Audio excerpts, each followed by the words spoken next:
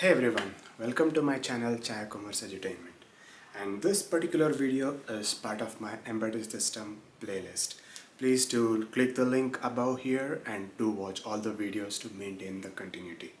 So in my previous video, I had introduced you to how to write a makefile, and of course I have also introduced the microcontroller called STM32L053R8, and this particular microcontroller will be used as an hardware throughout my embedded system playlist. So that is what I mentioned in my previous video. And moreover, like in that particular video, I didn't complete the writing of makefile. Why? Because the makefile we didn't have something called as linker script, and also we have to have something called a startup file. So these two things were missing. And of course, even to get started to write a startup file, we have some other barrier. So what exactly is that? So if you remember from my previous video, I have mentioned that this particular microcontroller uses an ARM processor called Cortex-M0 Plus. Basically, I mentioned it as Cortex-M0 in my previous video, which is wrong. It should be Cortex-M0 Plus. So that is what it is using. So we have to understand more about ARM processor and its assembly instructions. So that was the main barrier. So let's start learning more about ARM processor and its assembly instruction now.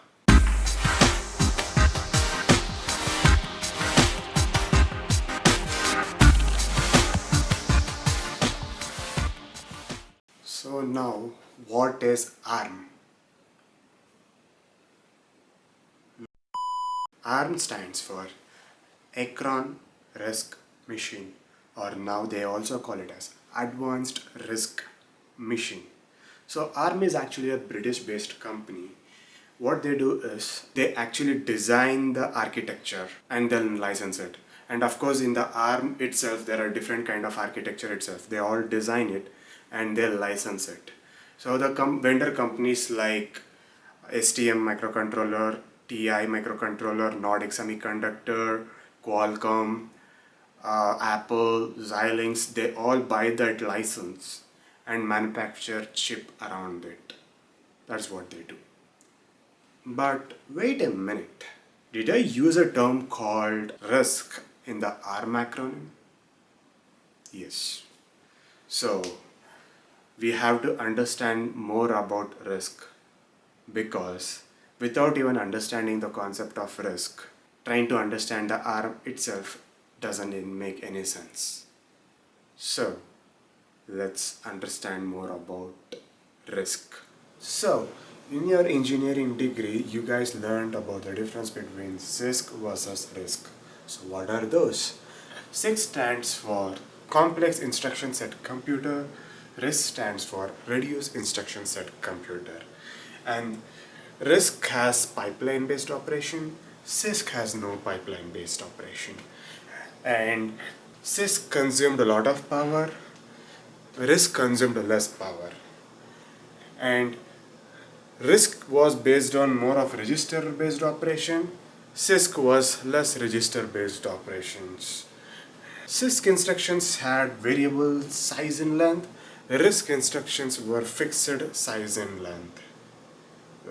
Wait. I know. You guys went blank, and you guys literally lost what the heck am I talking about.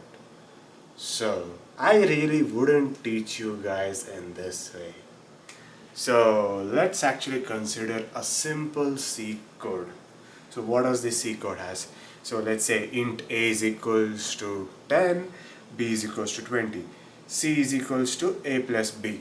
And of course I know that you guys knew the answer. I'm not interested about the answer. I'm not even teaching the C programming. I'm more interested on how assembly code of this particular C code looks in CISC platform versus RISC platform. So let's consider an assembly code from a CISC platform. So how does it look? So here it is.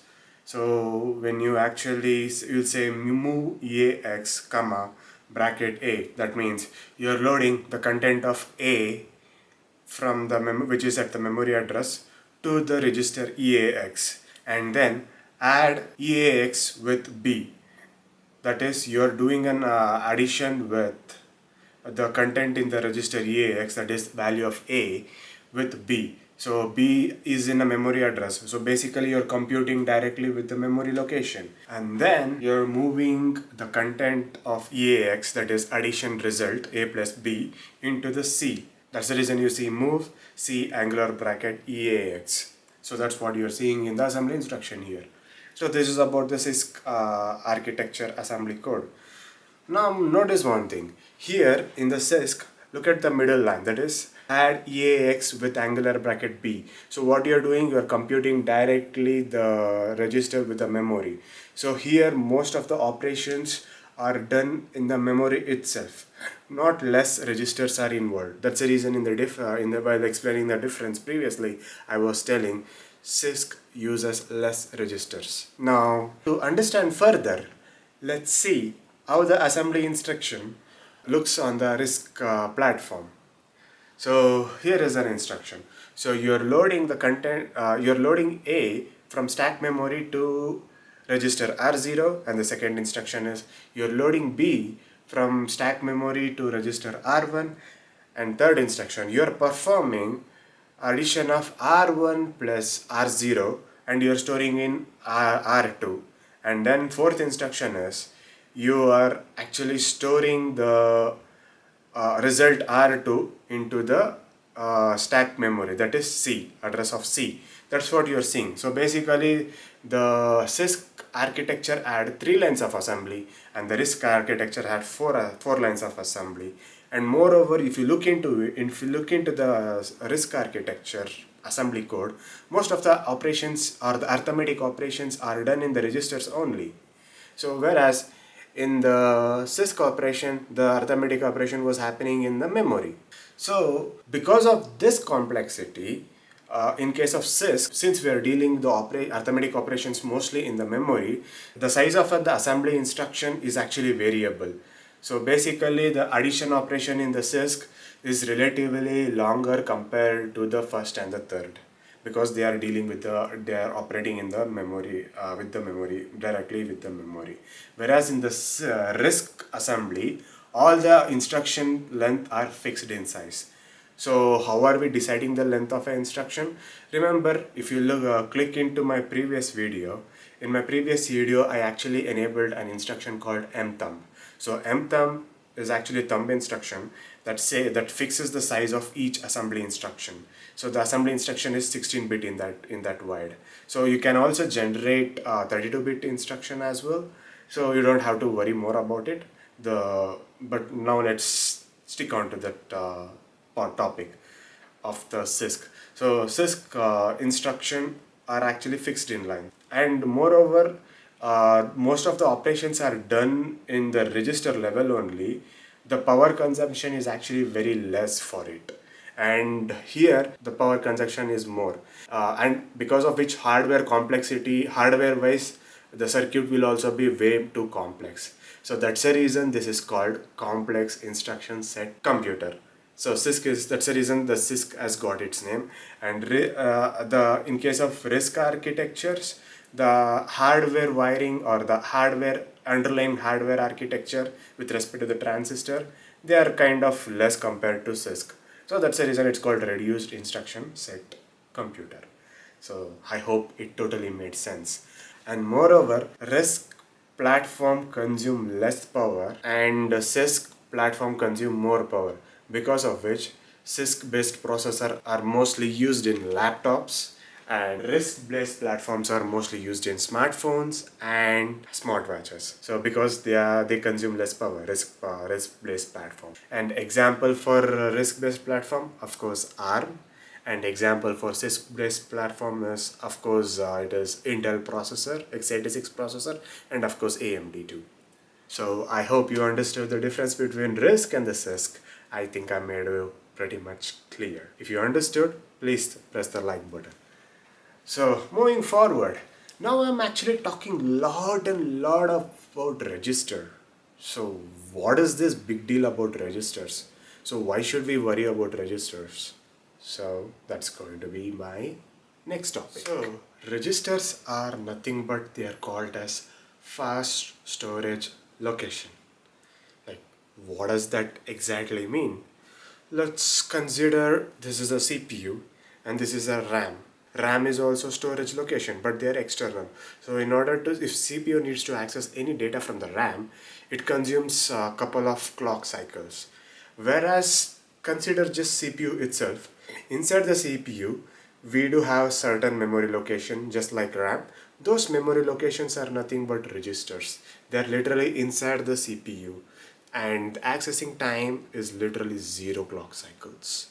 So that's the reason they call it as fast storage locations. So I hope it made sense. So moving forward, considering the ARM processor itself, couple of ARM processor have 16 registers in total, and some of the ARM processor have almost 64 almost 64 registers. And each in some of the ARM processor, the width of the register is 32-bit. In some of the ARM processor, the width of the register is 64-bit. Like, what kind of ARM processor is that? So basically, ARM processor are classified into three major classes. So the Cortex-M class, Cortex-R class, Cortex-A class. A as in application, R as in real time, M as in microcontroller based. That's what I assume. So basically, Cortex-M is mostly used in microcontroller based application, and Cortex R is mostly used in real time applications. When I say real time application, it's about RTOS. So if you don't know more about RTOS, real time operating systems, I'll actually create a different playlist just for teaching you the real time operating system. But yeah, don't worry about it. So Cortex R based platform are mostly used for the real time application, that is real time operating system, and Cortex A, that is application based. So they are used for heavy based operating systems. When I say heavy based operating system, let's consider Linux operating system is heavy. So, and Windows can also run on Cortex A based ARM processor. So Qualcomm actually supported Windows based ARM processor. Anyway, so that keeping aside, considering the Linux based operating system only, if you think of your smartphone or any Mac OS, any Apple products, they are all based on Cortex. They are all using Cortex A processors because they are using Mac OS and Linux based operating systems. So in this particular playlist, I'm not worried about Cortex R and Cortex A. I'm mostly worried about Cortex M. So why Cortex M? So the STM microcontroller that I'm using, it is based on Cortex M, and they are low power based application, and of course they have very less registers, that is 16 registers. So let's discuss more about registers. So before even going further, so I would like to tell you registers are not memory mapped. So what does that mean? So when I say they are not memory mapped, you cannot access those registers using the pointer in from your C or C++. So using that you can't access. You need to learn assembly language. Assembly language specific to Cortex-M. So yeah, so let's move forward and let's learn more about this 16 registers in Cortex-M based processor. Okay, so let's understand this 16 register through a procedure called ARM architecture procedure called standard. So what does that mean? So this is actually a standard that is defined by ARM that says whenever a particular function is called or a particular function exists, how does this 16 register behave? So let's understand ARM architecture procedure call standard, or AAPCS. Okay, so before even understanding those 16 registers, let's open the STM32L053R8 datasheet and see what are those registers are. So you can just search like this, STM32L053R8 in the browser, and then enter and just go to the STM microcontroller website and go to the documentation section. In the documentation section, look for the programming manuals, especially like Cortex-M 0 plus MCU, because those 16 registers, whatever I explained, so those will be part of the Cortex-M 0 core. So that's the reason you need to look into this manual. Let's open this manual, and then let's scroll down a bit and see. These are the registers. So R0 to R12. So these are called general purpose registers, and SP stands for stack pointer, LR stands for link register, PC stands for program counter. So these registers are called general purpose register, and in totally there are 16 registers from R0 to PC or R15. So there are totally 16 registers. In addition to that, there are three more registers, that is PSR, primary mask, and control register. In this particular video, I won't be discussing about these three registers.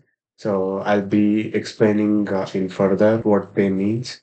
For now, in our particular video, in our particular video, let's focus on these many registers. So like R0 to R12 are called general purpose register, and these three registers are called special function registers or SFRs. So what are these special function registers? So the program counter. So basically, before you were understanding the program counter, you remember I had made a video on describing the localization of global memory, local memory, all those things. So here is a link of the video. Just go through and watch that. So in that particular video, I explained you about text region. So in the text region, whatever the code that you have written, those will be allocated in that text region, dot text regions. So what happens is, like in each text region, those even they are actually part of the RAM or the DDR. Those instructions or the assembly instruction, whatever the code that you wrote, that will be converted into assembly instruction, which in turn will be converted into mnemonics. Let's not worry about mnemonics. Let's worry about the assembly for now. Whatever the assembly instruction that is there, those instruction address will be pointed out by the program counter. So program counter says which is the next instruction that you are supposed to point to. So it points to address of the next instruction. Where those instructions will be located, there will be in the text region. So you can just go to that video and then rewatch that video. And yeah, that is also a part of my embedded system playlist. So basically, program counter points to the address of the next execution instruction, and the link register is called LR link register. They are called return to the subroutine. So what do you mean by return to the subroutine? You call a function and you want to exit to a function. So in order to exit, so there should be proper address. So those while exiting that function, the link register will take care of it. I'll explain. It makes more sense when I start with an example. And this is called stack pointer. So it always points to the top of the stack. So what does it mean to pointing to the top of stack? I'll explain it further. And these are called general purpose registers. Among the general purpose register, so R0 to R1, R0 to R3 are called argument registers. Argument as in like to the function if you pass any arguments. So those arguments will be handled by R0 to R3, and R4 to R12. Those registers will handle the local variables of a current executing functions. R0 to R3 handles the arguments. From R4 to R12, they handle the local variables, address of, local variables. So to understand further, let's start with a simple C code. So how does this simple C code actually looks like? This is actually I'm actually having two different local variables, int A and int B, as I initialized to 10 and 20 respectively, and I'm calling a function called sum. To that sum, I'm actually passing A and B as an argument that will be captured by X and Y, and they return X plus Y. So this is a simple C programming. So when you actually convert this into an assembly, how does it look? So I'll write an approximate assembly code. It doesn't need to be exactly the same, but when I explain you the assembly code, you'll understand how those general purpose register and the function special function register behaves. And whatever the behavior that will be explaining you so far, that will be part of AAPCS or architecture procedure call standard. So let's write the equivalent assembly code. So the first and foremost thing I'll write for the main. So how does it look in the main? So for the main, so there I have value 10. So I'll say move value 10 to the R0 register. That is this register R0. And by the way, guys, I forgot to mention that previously I said registers are not memory mapped. So that sentence, whatever I said, that's actually incorrect. I should say processor core registers are not memory mapped. There are different kind of registers. For example, if you just consider the STM32 microcontroller, those microcontrollers will be having different peripherals, which I will be explaining in the further videos in this series. Those registers are memory mapped. So those registers can access through pointers. But these registers, general purpose and the special function registers, you cannot access them to pointers. You need to access them through assembly instructions only. To correct my statements, processor core register are not memory mapped. But if you consider general registers, not general purpose register, general registers like this registers of the microcontroller, they are generally memory mapped. So sorry for misleading you. Let's continue further. So this is an R0 register. So what I'm doing is R0, I'll actually move 10 to it. And then there is another value 20. I'll move this to R1 register. So number 20. So this is an assembly instruction, it looks like. So there is a function call for sum. So how does this function call gets translated into an assembly? So there is an instruction called BL. So what does BL mean? Branch linked. So branch linked to some function. So basically, this will be having some address. Let's say hexadecimal 3000. Just assume. So basically, it will be like this. BL to this particular address. But for sake of simplicity, let's assume like this. BL to some. So branch link to some. Then what happens? Function call to the sum happens. I will actually write the sum function here, or I'll write here. How does the sum function look? It should start something like this.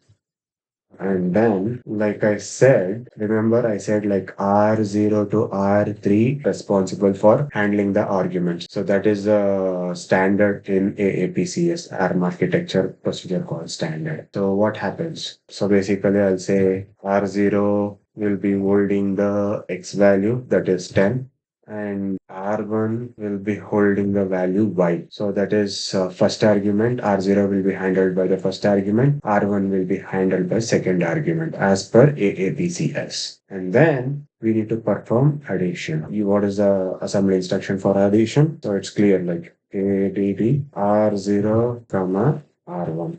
So what happens is like whatever the result that is R0, R1 that is computed, those will be again stored back to R0. And then we do BXLR. BXLR is actually written. Written is actually translated to BXLR. What is this LR? So LR is actually link register. So link register hold the address of the subroutine. When I say subroutine, for example, here, so when sum is actually returned, it should store to C. I'll say move R2 to R0. So the result will be actually captured in R0 registers as per the ARM architecture procedure called standard. So the result will be stored in the R0, the computed result, and that result will be stored to R2. So R2 is nothing but C. So what happens? So just to make your life simplicity, I just write an address. Let's say 2200, something like this. So these are just address. I'm just coming up with the random values. So it is 4, and this is the address 2002 H 2002 0C. So what happens when these two lines executes, and before even executing this line,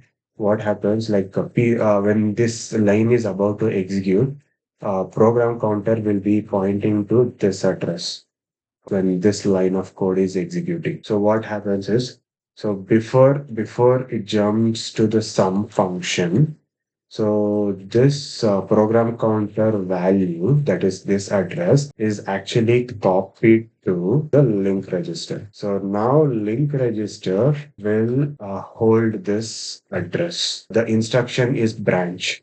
So whenever this branch instruction is encountered, this program counter value, that is PC value, will be overwritten. So let's say this is pointed to these two are not instruction guys. I'm just giving as an example reference.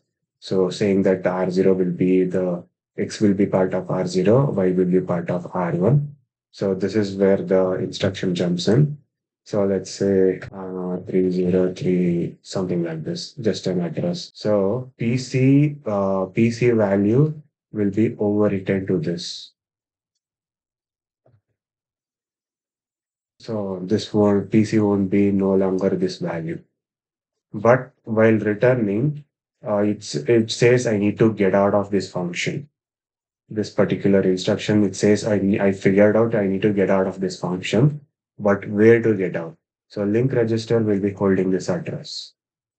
Then what happens? This value will be copied back to the PC. Address this value from LR will be copied to PC. Now what happens? Then PC again will get flushed, and then this value will become PC. And then our assembly instruction will execute this particular line. I hope I made sense. I forgot to mention you one thing. So R0 to R3 are called caller save registers. In this particular example, so main is actually a caller of SEM. Caller will save R0 to R3. R0 to R0 and R1 will be saved by caller. And then R4 to R11. R4 to R11, they are called callee save. So in this case, sum is a callee save. So callee function. So that will be saved by them. And then R12 alone again, it will be called by caller. So I hope it made sense. And moreover, there is another additional information. So I also mentioned that R4 to R12 are preserved for local variables. But most of the case, compiler uses only R4 to R7, most of the cases. This rest of these register R8 to R12, they are least used. That's another thing that you have to remember. Okay, keeping in this mind, let's continue further. Now that you have a doubt, what if the user passes more than four variables as an argument? And what if there are four local variables? So that will be discussed here. So in this case, I'm passing seven arguments and there are eight local variables. And I also told these register R8 to R12 are not much used by the compiler. So compiler, most of the cases, it tries to avoid using it. How does the assembly look in this case if compiler decide not to use these many registers? Let's discuss about that. Again, this will be again approximate assembly code that I'll be writing, not exactly the same.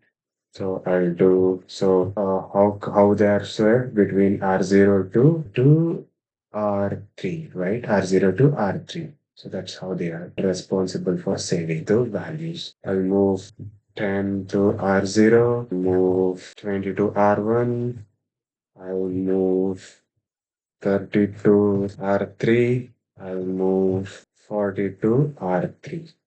Now that I'm out of the argument registers, what can I do? But still I have three more values, right? So in that case, what I'll do is I'll take the help of R4 and I'll start pushing into the stack. In order to push to the stack, you have to do from right to left. So why right to left? There is no specific reason. That's how ARM processors are designed. So it will start from right to left. So it will save 70 to R4 and push R4. So when you do push R4, the address pointed by the R4 register will be decremented by 4. And now there is new address. R4 will be pointing to new address. And you save 60 to that value. Again, saving is achieved by pushing it again. When you do push R4, again, this will be decremented by another 4 bytes. 8 bytes. And now again, R4 will be pointing to new address. You are sending numbers 50 to that new address, and then you are saving 50 in that new address by using a push operation. With this, main is done saving all the contents. So from 10 to 70. Now some function will be called. So how a function call will be translated using df sum, like I mentioned in this example. And then let's continue writing the assembly equivalent of sum. Sum. Now that you know this will be saved by the caller, callee's responsibility is to save these local variables. How they are saved? Using R4 to R7. So local variables. They won't be using rest of this register. R4 to R7 will be used. So I'll save 1 in R4, the value 1 in R4, the value 2 in R5.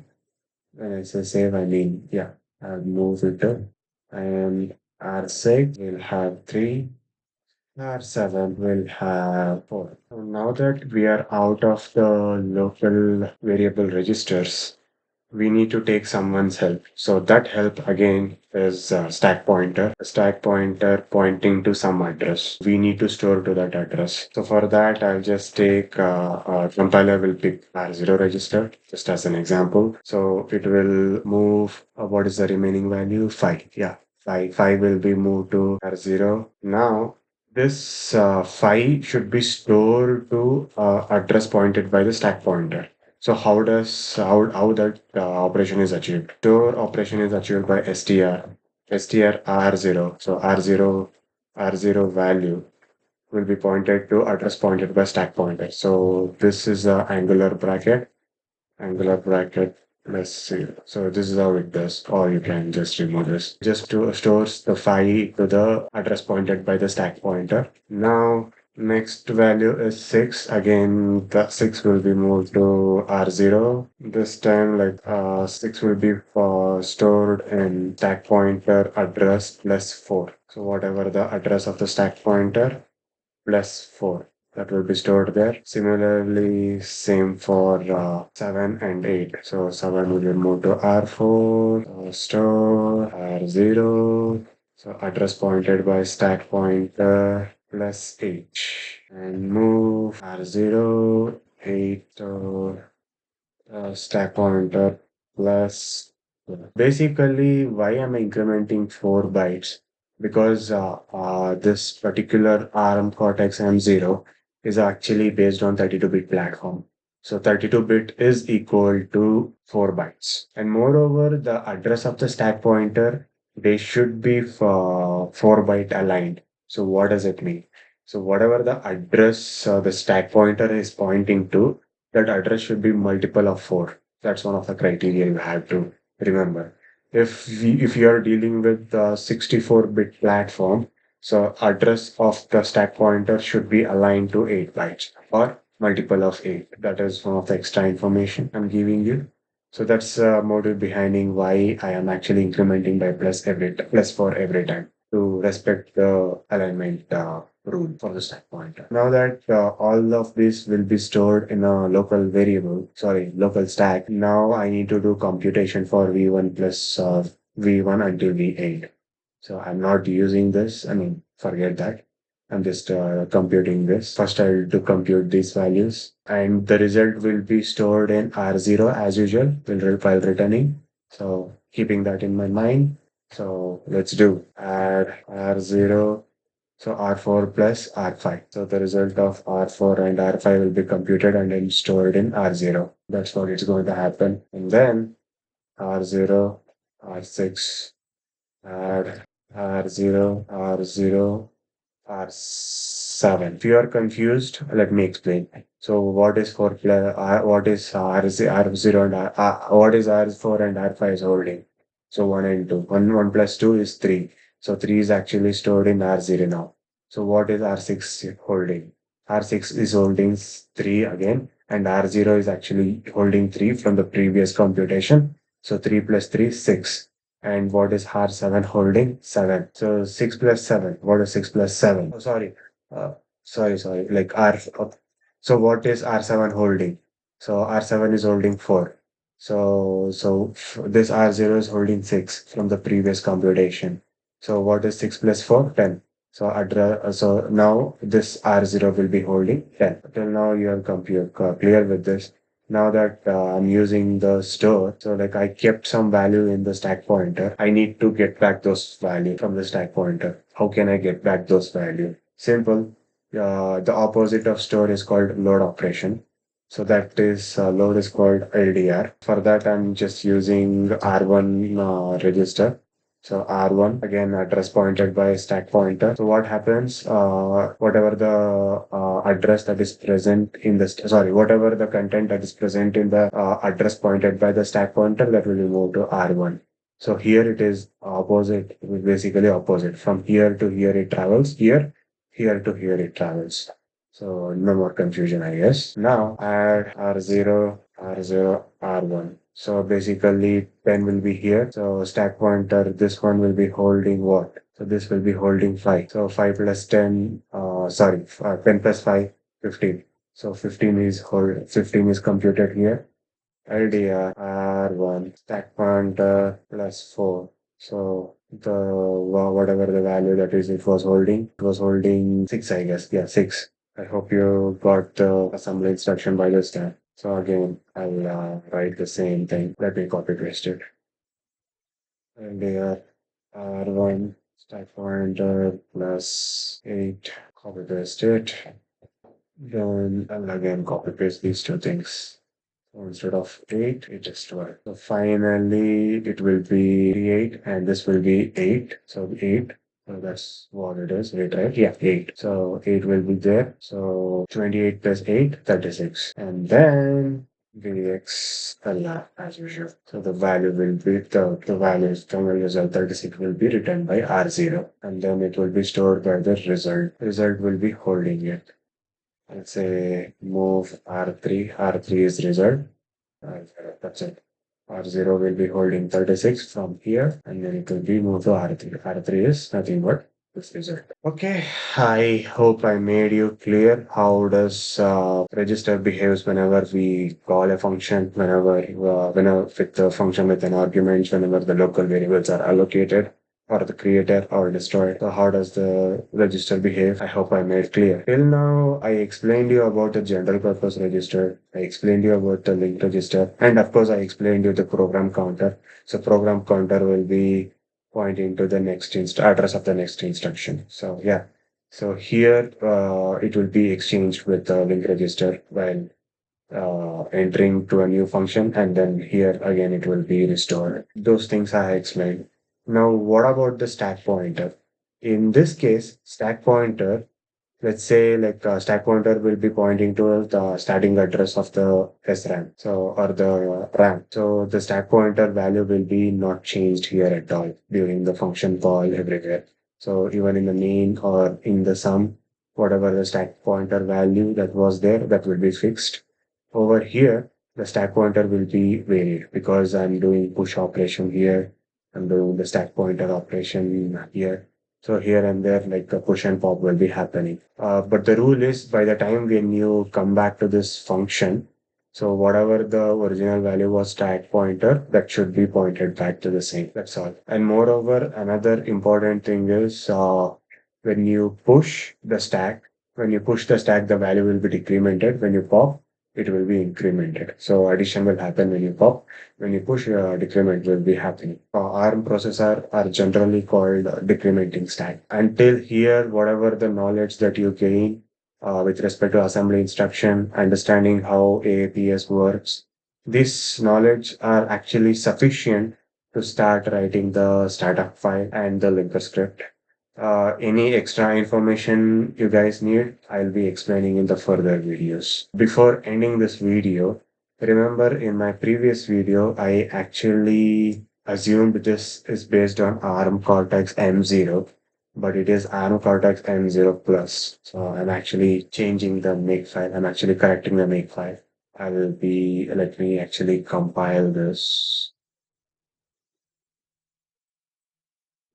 So before compiling, let me delete this object file. So like just in case, like if you are not aware how this makefile is written, please refer to my previous video. So and moreover, this makefile is not complete, like I mentioned in the previous video. Let me compile. Okay, I'm able to compile with on0 Cortex-M plus. Yeah. Okay, guys, stay tuned for the next video. The next video will be writing the startup file and the linker strip. Hope you enjoy this video. If you like my content, please you can like it and share it. And if you don't like it, you can dislike it. Happy learning. Stay tuned for my upcoming videos.